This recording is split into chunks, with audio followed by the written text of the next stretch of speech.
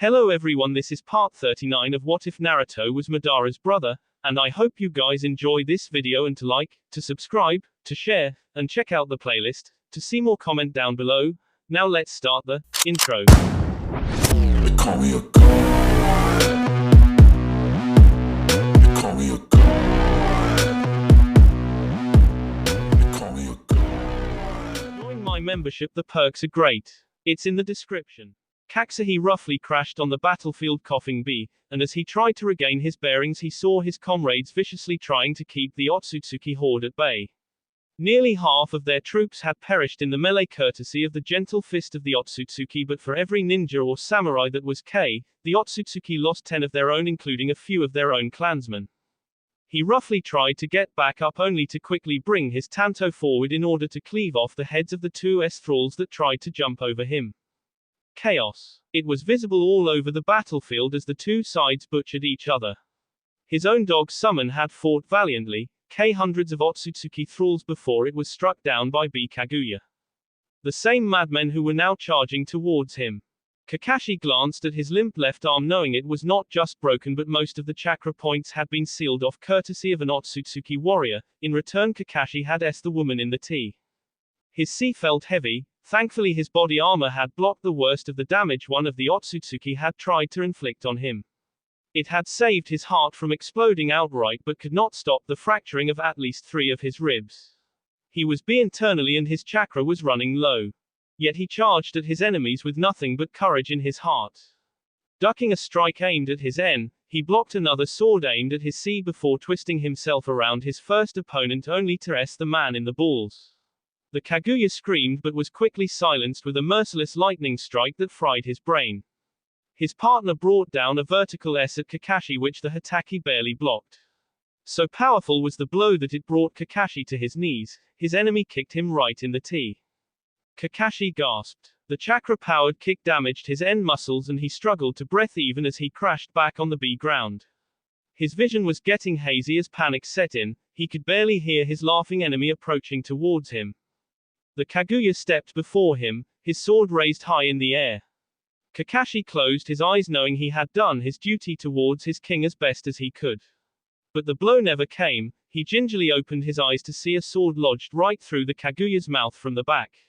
As the enemy ninja crumbled, Danzo swarmed in Kakashi's vision and the Shimura quickly offered his hand which Kakashi accepted as he was hauled back up to his feet. "Can you still fight?" asked Danzo, even as he battled away 2 thralls with his sword in one reflexive strike. "Do I have a choice?" croaked Kakashi. "Gods, did his tea hurt?" Danzo gave a grim smile just as his summon Baku came charging towards them. The gigantic beast crushed dozens of enemies in its path before standing before Kakashi and its master. Danzo quickly jumped atop the beast and glanced at Kakashi. They both saw Hanzo and his paltry force getting hammered from all fronts. The were literally throwing themselves at the salamander summon, forcing the beast back. Already it was badly injured and its master was busy facing off against 4 Otsutsuki.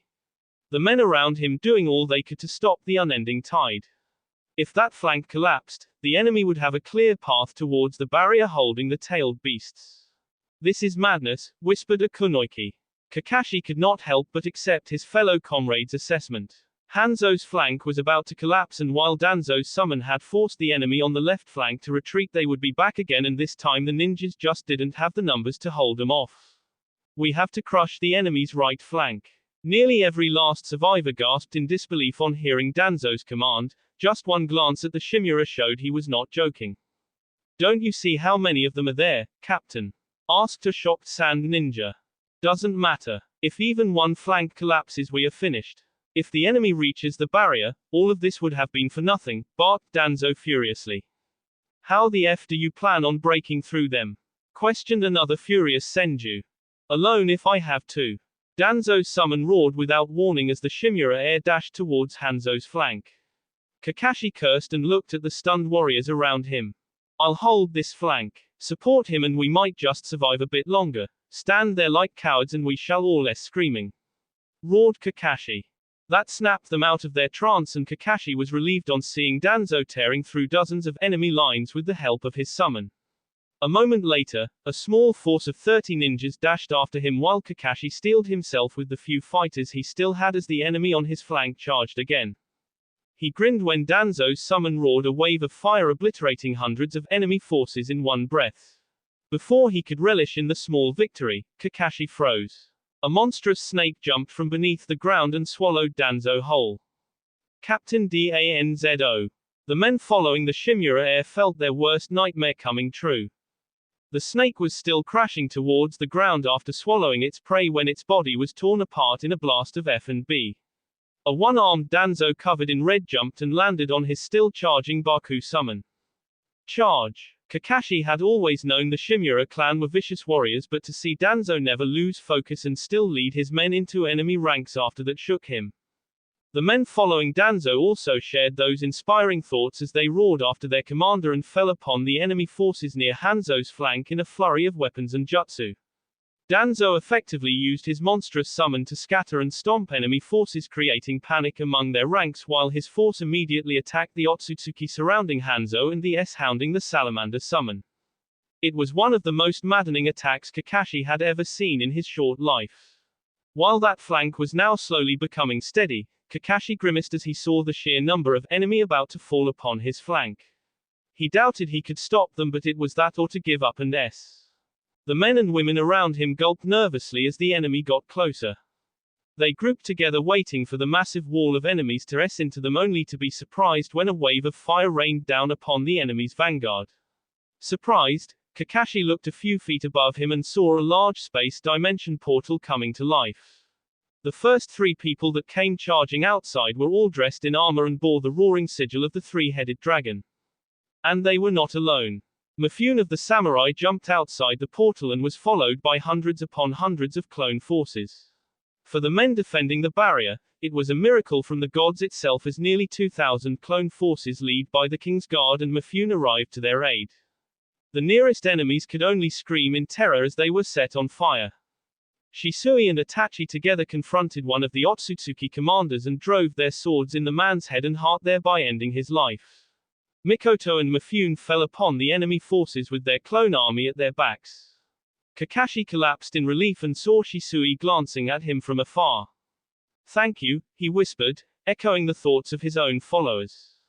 To his dismay, Shisui and Itachi had grim looks on their faces as they prepared themselves to crush the remaining few thousand enemy forces.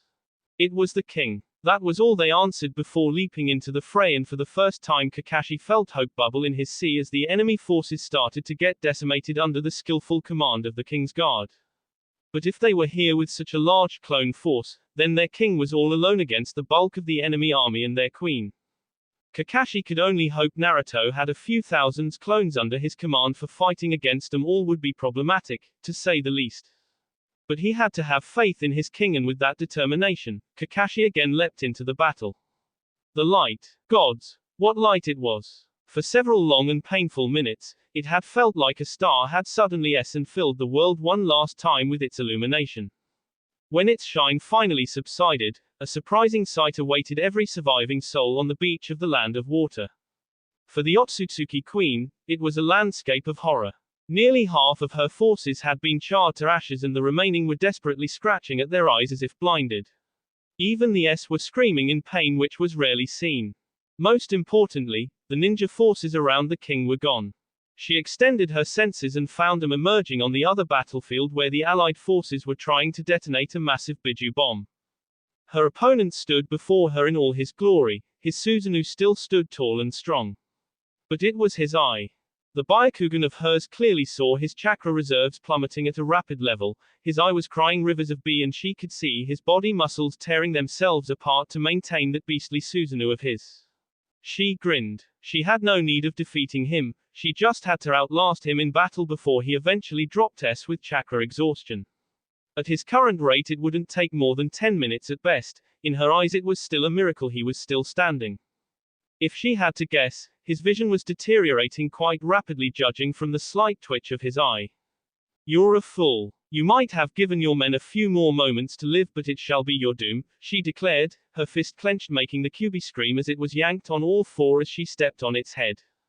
"That's the difference between us, I guess. When you choose to lead, you are responsible for the lives of those who follow you. As king, they are all my children and it is my duty to look after them. It is my job to worry about their lives. If only you had understood this, then this war wouldn't have happened. The threat of your clan returning to Earth might be real and you would be surprised how humanity would have rallied behind you, only if you had tried a different approach, lamented Naruto, earning a mocking laugh from her. As if the opinion of squabbling humans matters. Your race has never seen the bigger picture, your kind is just a step above monkeys. Even those creatures are better for they know their betters. And like the rest of your race, you too shall said Hinata fiercely.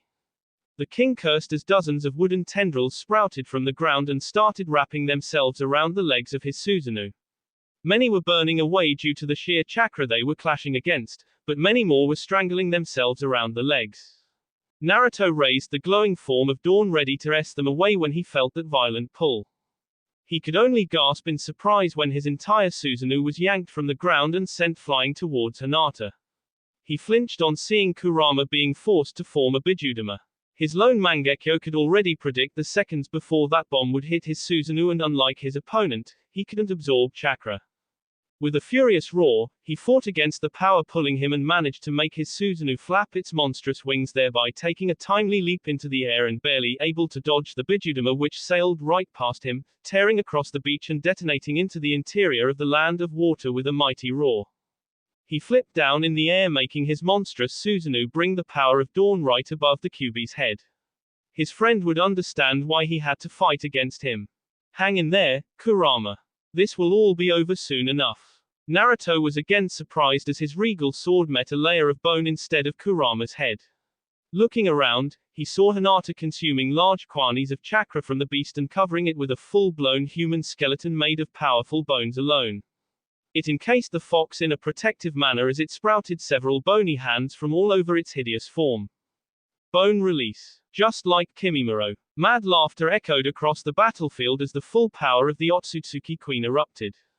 The Kyuubi lashed out with all 9 of his tails at once, forcing Naruto to conjure a shield of black flames in his Susanoo's only free hand. The two opponents met in a fierce clash. The king made his dragon-headed Susanoo unleash scorching flames towards 3 of the Kyuubi's tail while he swatted away another 3 with the help of Dawn. With his shield, he blocked the last 3 if barely. The fox roared in agony as several of its tails were set on fire. Naruto flinched on hearing his friend's pain and that slight hesitation costed him as dozens of bony hands descended upon his Susanoo. He managed to block a few at the last moment, but 3 of them breached his inner defense and struck at his Susanoo's armored sea. Crack. He vomited and felt the sickening sound of his sea muscles being torn. The Susanoo lost a layer of its armor and to Naruto's horror he realized he couldn't replenish it as aggressive chakra of the Otsutsuki Queen had festered the impacted area. Her energy was now slowly seeping across his Susanoo, consuming it like a hungry beast. Shinra Tensei. He was sent crashing across the ocean by the Rinnegan's power and before he could even process his new injuries, he saw a rain falling from the skies. Bone release, 1000s. Naruto hastily brought up his shield as monstrous bone fragments rained down upon him. The bone-armored Kyuubi charged at him forming up another one of those lethal Bijudama. He dodged the attack and summoned Kamui around Kurama's legs. He closed his eyes as his friend screamed for his legs were torn off sending him crashing to the ground. Naruto charged forward with the help of his wings intending to settle this quickly but his hopes were dashed when the skeleton warrior covering his friend pointed several of its bony hands forward. Chakra receivers. Thousands of black chakra rods were unleashed towards the king. Having already seen the mighty Kyuubi be defeated and subdued by these rods was all the proof Naruto needed to stay away from every single one of these rods. But for all her power and talent, his enemy had made a critical mistake out of ignorance or arrogance. They had allowed him to choose his battlefield. Naruto raised a single finger. Water release, water wave. A small tsunami arose from the massive ocean tearing through the entire volley of black chakra rods but the attack didn't stop there as the king made another hand seal. Water release, 10,000 bullets. The ocean itself answered his call as the very air and sea around them transformed into an army of water bullets before suddenly attacking the bone-armored Kyuubi from every direction. Hakusho. To everyone's surprise, the monstrous creature rotated at rapid speed with its bony hands expelling a wave of chakra in all directions, battling away the assault of an army of water bullets. It left the beast open for Naruto's next attack. Water release, world of whirlpools. Hinata cursed as the ocean beneath her feet transformed into a raging whirlpool that instantly swallowed half of her bone warrior along with the Kyuubi. It would seem her opponent's prowess with water release was not exaggerated, after all. She was forced to continuously defend herself as not just water bullets but large water dragons also rose from the sea, hitting her on every side. All the while the very ocean started to swallow her monster inch by inch. Shinra Tensei. She grinned when her attack tore away every jutsu attacking her, and just in time as the Susanoo appeared behind her. With a mighty roar, she forced the Kyuubi to use its tails to strike his own friend down. Naruto blocked 2 of the tails with the flat of his sword, batted another 4 away with his Amaterasu shield before twisting the Susanoo around to his heavenly sword through the groin of the bone-covered warrior and the Kyuubi. He was disappointed when an entire layer of bones surrounded the spot where his sword connected and he was barely able to make a hole a few feet wide. He realized his mistake when he sensed the chakra explosion. The Susanoo retreated backwards as an army of bone shards exploded at it in point-blank range. Naruto quickly summoned Kamui and absorbed all the projectiles before they did any lasting damage. He panted harshly, "Gods, how long had it been?" To him it already felt as if an entire hour had passed when in truth it had barely been 3 minutes. He now bitterly realized as to how someone like Hashirama could have lost against Hinata Otsutsuki. She had too much power in that body of hers, and combine that with her twin dojutsu, she was a force of death itself. She grinned as she created several bone swords and commanded not just her creature's bone hands but also every one of the Kyuubi's tails to take up each of them. A savage grin graced her lips as she eyed Naruto with a grin plastered on her beautiful lips. He transformed his Amaterasu shield into a dark flaming sword and raised Dawn in his right arm. They met with another thunderous clash. His twin swords zoomed forward, see through air and 2 of the bone warrior's hands. Hinata had seen the attack coming with the help of her Byakugan but had not been fast enough to stop it. For a Susanoo of this size, it was dangerously fast. She willed her remaining swords to attack him from 3 sides, up, left and right. What happened next left her speechless. The flaming dark sword twirled into the Susanoo's hands at lightning speed, cracking away each and every one of the bone hands and its bone swords. On the other hand, Dawn did the same before the swords were forced to come together in a defensive formation as the Biju clashed its tails against them once more. Again breaking the attack, the Susanoo delivered a crushing kick towards Bone Warrior's sea, sending it crashing away. Hinata was barely able to raise her remaining 2 swords, both of which were destroyed courtesy of Dawn and the Amaterasu sword. Her scream echoed across the battlefield as the 2 holy swords buried themselves clean through the Bone Warrior's groin. It had been a mistake to challenge him in a clash of swords. He was too fast and too strong with the blades for her liking. His Susanoo opened its mouth and the dragon inside launched a fiery volley of flames.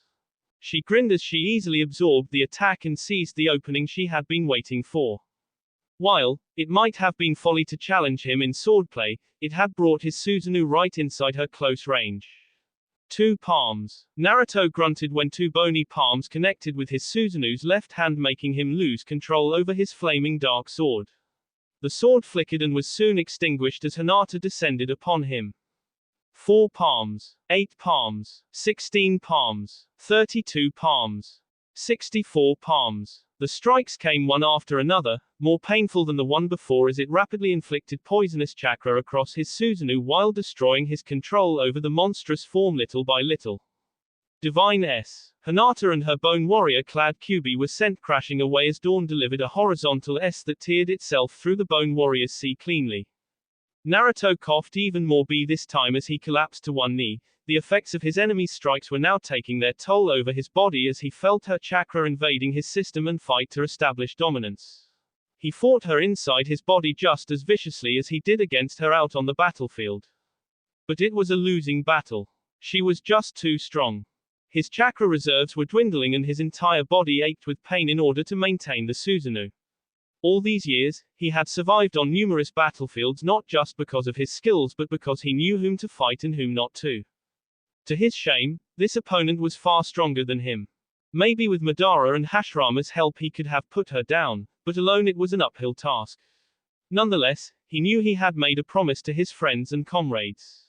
He had to kill this woman. The third and final choice. He paused as Priestess Shizuka's prophecy about him came back to haunt him. She had foreseen 3 instances in his life when his decisions would necessarily change his and the world's destiny at large. The first was the night when he had to violently put down those Uchiha rebels led by his own grand uncle. It earned him the name K and unbearable scorn from his own people, but it kept the Uchiha clan united. The second was the moment when he had to give up his quest of vengeance against the Senjus and ally with them for the sake of peace. He married a Senju, became a king and led mankind through one of its most darkest wars. And now it was time for the final choice. From the corner of his eyes, he saw the remaining 20,000-something enemy forces encircling him from all sides across the ocean. While the bone-armored Kyuubi stepped forward, he saw the silent pleading in his trapped friend's eyes, knowing that staying here to fight would only end in one outcome. Last chance, Uchiha Naruto. Surrender and live. Refuse and challenged Hinata. For a cursed moment, he wanted to take her offer. All these years he had fought battle after battle, earned love and hatred but never found the peace he so desperately wanted. I can't defeat her, can I? He asked out loud to himself, and saw the forms of Indra's lingering soul alongside many of his former ancestors appear around him. Even saying those bitter words hurt because it meant he had failed. But it was the truth. No, you cannot, admitted Indra. It was like the final blow that made the young king collapse to his knees on top of his dragon's head. The weight of the entire war and all that was lost finally crushing him altogether. The ghosts of his ancestors watched over him as he fought back the lump in his tea and the burning in his lone eye. All this time, I kept on fighting, in the hopes of finding the peace I always wanted. There were so many times when I felt death would be so much better, and yet here I am, this close to my dreams only to never see them getting fulfilled, lamented Naruto. Some part of his heart wanted to go back home and spend his remaining days with Tsunade. He wanted to protect his daughters and teach his son all he knew. He wanted to see his brother and father. Madara. A faint wistful smile came upon his lips as he thought about the few battles they both had fought alongside each other. Of all the times Madara had stood by him when everyone else hadn't. If only. I wish I can see them all again, he whispered remorsefully. The choice is still yours to make, Naruto. We are the past and you are the present. You can always write your own history, advised one of the other Uchiha kindly. Naruto went silent for several long moments before his voice barely above a whisper was heard by Indra. Can you see them? Asked the young king. At first, the Uchiha patriarch couldn't see what the boy was hinting at until one by one the forms started to take shape. A few at first, then a dozen, followed by hundreds and finally thousands upon thousands more. All with haunting looks surrounding the lonely king from every side. Their sorrowful eyes staring upon the young boy. Naruto suppressed his tears on seeing so many familiar faces around him. People that should be alive but now stared at him with the ghostly faces. Naori, Takeshi, Kagami, Tobirama, Atama, and the thousands of warriors of both shinobi and civilian birth who are fighting for him. His comrades. He looked back at Indra and his other ancestors who could also see what he was seeing. They are watching me. They want to see the objective they gave their lives for to be fulfilled. They want justice from their king, whispered Naruto. Now that he said those words he could feel the burden fully resting on his shoulders. For them, the war was not yet over. When he closed his eyes, he saw Tsunade more beautiful than ever cradling a small bundle in her arms. She smiled at him as 2 little girls arrived by her side. Both had pale skin like him, their eyes dark like their ancestors, their hair black and brown respectively. They all smiled at him and extended their hands towards him, even that tiny infant with a happy gurgle. He felt his heart shatter. He opened his eye and saw Indra kneeling in front of him. It was all a dream, wasn't it? A wishful illusion, nothing more, whispered Naruto, his voice brimming with sorrow and defeat. He felt someone lay a firm but comfortable hand on his shoulder, and on looking up he saw Indra staring at him with nothing but pride and determination. You have fought well, my child. You have brought honor and glory to our clan, united the world when no one else could. It's only because of you that mankind is still standing. I know it hurts, I who watched my own children be torn apart again and again for centuries, to have my hopes and dreams be crushed again and again until you came along. I know what your dream means to you and we all shall support whatever choice you make. But you already know what needs to be done here, advised Indra kindly with a pained smile. He received a hesitant nod from the young monarch as Indra helped the boy to get back on his feet. They both saw the world covered in darkness with heavy clouds weeping from the skies. Naruto looked back at Indra and saw his ancestor give him a pained but determined look. Bring hope back into this world, whispered all his ancestors. Indra looked deep into his eyes, revealing his final and ultimate choice. Give up on your dreams and, It didn't break his heart unlike he feared before. Instead, he felt a strange acceptance seep into his heart as he realized some part of his soul always knew that this could possibly be his destiny. Or maybe he was desperately trying to find some meaning where there was none. It didn't matter. Death was a part of every shinobi's life. He glanced across the battlefield where the sea was raging, the clouds were thundering, the enemy army surrounding him and getting closer, the enemy queen still waiting for him on top of her monster. There was nobody there. Not his friends, not his family, not his comrades, not his wife or children. Just him. He looked at the heavens again, hoping to see the visage of Izuna one more time, but his beloved brother was not there as well. In these god-forsaken lands, he was all alone, far from home and away from everyone he had loved or cared for. So, this is where He closed his eye, allowing the pain and sorrow to overwhelm him. He watched each and every one of his dreams be destroyed inside of him, and it was the most agonizing pain he had ever experienced in his life. From acceptance came pain. From pain came anger. From anger came hatred. From hatred came power. Tears of beef fell from his eyes. The very sea around him started to boil, the air started to roar, the land started to tremble, and the sky screamed. He opened his eye to save the world. To awaken the power of salvation. That will be all for this video. Be sure to like, subscribe, share, and comment down below for more videos. Goodbye.